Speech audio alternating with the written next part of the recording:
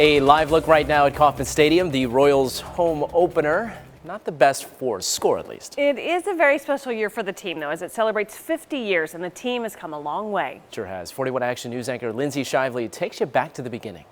You're viewing the end of an era. The last play of the last game ever scheduled for 49-year-old Municipal Stadium. And decades later, 22nd in Brooklyn looks much different. We're somewhere close to where first base would have been, which now was it's somebody's front yard. Right? Now it's somebody's front. I hope they know.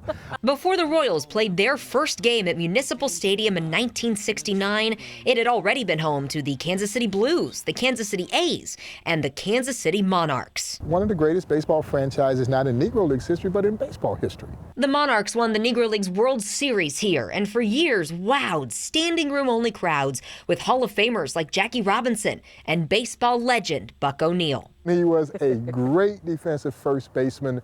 Not too many throws got by old Buck over here at first base. Lou Gehrig also played his very last game that he ever played baseball was right there in an exhibition game. And nobody really remembers that sort. And the history made here goes beyond baseball. The last game the Chiefs ever played here was the longest game in NFL history on Christmas Day in 1971. I remember as a kid watching that epic game. The one and only time the Beatles were in Kansas City. Right here. They played right here at Municipal Stadium. Enter Ewing Kauffman. And a bright new beginning in 1969 with Ewing Kauffman and his Royals. Tell me about the first game. The Royals had their first run, 2 batters into the game, and the Royals won the very first game 4-3. So it's a good way to start. Yes. It's a very good way to start your history. In 1973, the Royals would move on to their shining new stadium, leaving Municipal behind. And yet, there's a whole generation who never saw a Royals game here.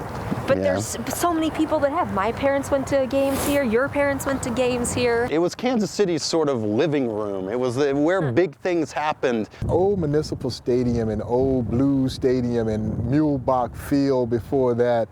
I think it's worth coming here and just exploring this plaza and stand on these somewhat sacred ground. Only the memories are left now. And you can almost feel those memories when you walk by. Lindsay Shively, 41 Action News.